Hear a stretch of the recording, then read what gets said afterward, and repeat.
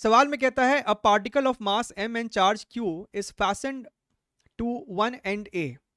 आपके पास, और ये पूरा सिस्टम एक हॉरिजॉन्टल प्लेन में है, ऐसा नहीं कि वर्टिकल है तो ग्रेविटी लगा दोगे, ये हॉरिजॉन्टल सरफेस है, आप ऊपर से देख रहे हो।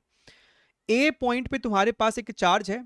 इस समय ये वायर आपको एक्स एक्सिस से 60 डिग्री का एंगल बना रहा है। आपने एक इलेक्ट्रिक फील्ड हॉरिजॉन्टल डायरेक्शन में डेवलप कर दिया। तो भैया हमसे पूछता है the speed of the particle when it crosses the x axis.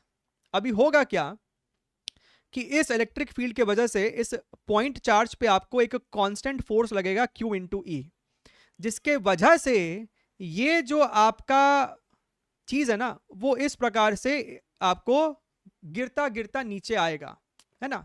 Not नीचे, वर्टिकल में तो है नहीं, लेकिन इस क्यूई फोर्स की वजह से ये आपको नीचे मूव करेगा, इस तरीके से आपको मूव करेगा। ठीक है सर।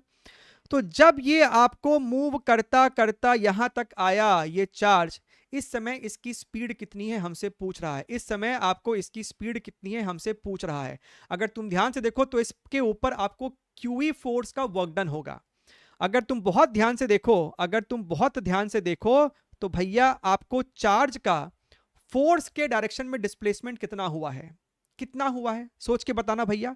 ये अगर L है तो ये आपको हो जाएगा L cos 60 डिग्रीज, यानी कि इस Q चार्ज पहले यहां पे था अब यहां पे है। So this is the displacement along the x axis, और ये आपको हो जाएगा यहां से लेके यहां तक तो पूरा L ही था, तो ये हो जाएगा L minus L cos 60 degree which is your L by 2। तो सर हम लिख सकते थे work done by the electrostatic force, net work done by the force over here is equal to increase in the kinetic energy. ठीक है sir, ऐसे भी हम लोग लिख सकते थे। तो what is the work done by electrostatic force, force के डायरेक्शन में क्या डिस्प्लेसमेंट हुआ है, तो that is your L by 2, that is equal to finally इसका स्पीड आपको है v, तो final energy is half mv square, और शुरुआत में ये आपको रेस्ट पे था तो इतना ही लिखेंगे बस। 2 ने 2 को यहां पे मार दिया तो आपका स्पीड कितना निकल के आ रहा है, QE L अपॉन m का under root which is your option number 3।